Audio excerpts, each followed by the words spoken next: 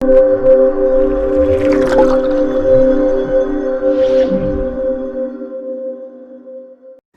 दोस्तों, मैं हूं एडवोकेट ईशान, एक्सपर्ट वकील में आपका स्वागत है।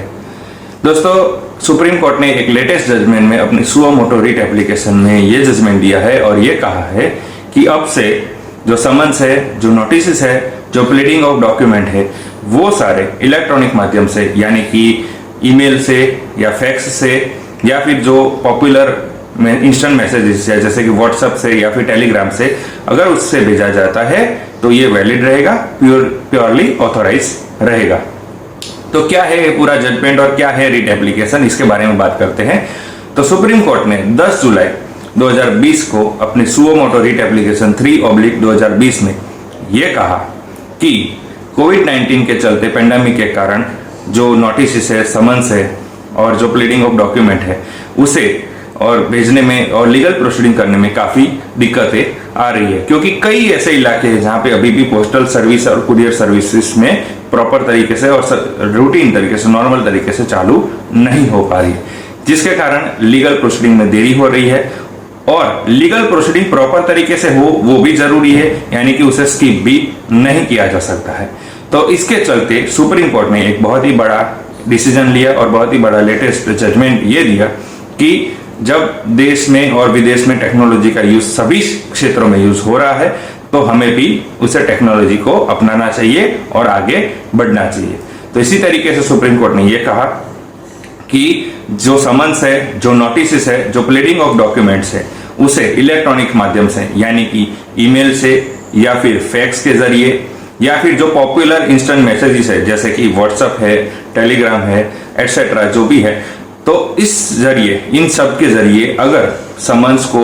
नोटिस को या फिर प्लीडिंग ऑफ डॉक्यूमेंट्स को अगर भेजा जाता है तो उसे पूरी तरीके से वैलिड और ऑथराइज माना जाएगा। इसके साथ ये भी कहा कि जो एक पार्टी जो समन्स या नोटिस या प्लीडिंग ऑफ डॉक्यूमेंट्स ये इलेक्ट्रॉनिक माध्यम से भेज रही है यानी कि इंस्टेंट मैसेजेस जैसे कि व्हाट्सएप और टेलीग्राम में भेज रही है, तो उसे ये ध्यान रखना है कि दूसरी पार्टी को इस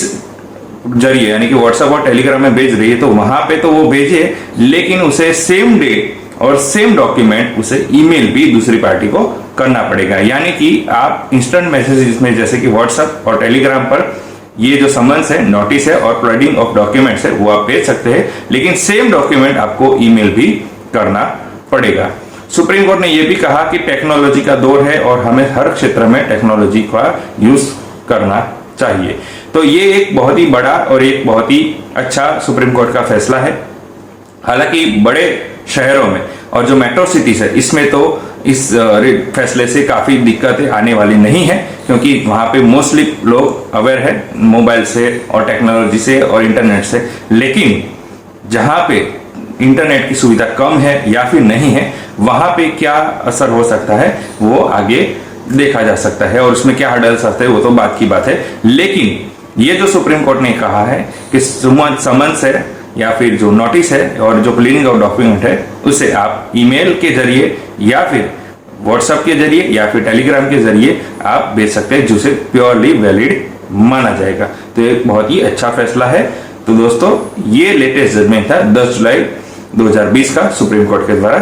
तो दोस्तों, कैसी लगी इंफॉर्मेशन जरूर बताइएगा। दोस्तों, अगर आपको ये वीडियो अच्छा लगा है तो इसे लाइक कीजिए, शेयर कीजिए। कोई सवाल हो तो आप कमेंट कर सकते हैं या फिर हमारे नंबर पर कॉल कर सकते हैं या फिर आप व्हाट्सएप भी कर सकते हैं। दोस्तों, अगर आपने अभी तक हमारे चैनल को सब्सक्राइब नहीं किया है तो अभी सब्सक्राइब कर लीजिए और साथ ही में बेल आइकन भी दबा दीजिए, ताकि ऐसे लेटेस्ट जजमेंट हो या लेटेस्ट इंफॉर्मेशन हो या लॉ इंफॉर्मेशन हो वो तुरंत आपके पास नोटिफिकेशन पहुंच सके। इसके साथ ही आप हमें हमारे सोशल मीडिया प्लेटफॉर्म पर भी फॉलो कर सकते हैं। और इस वीडियो को पूरा देखने के लिए धन्यवाद।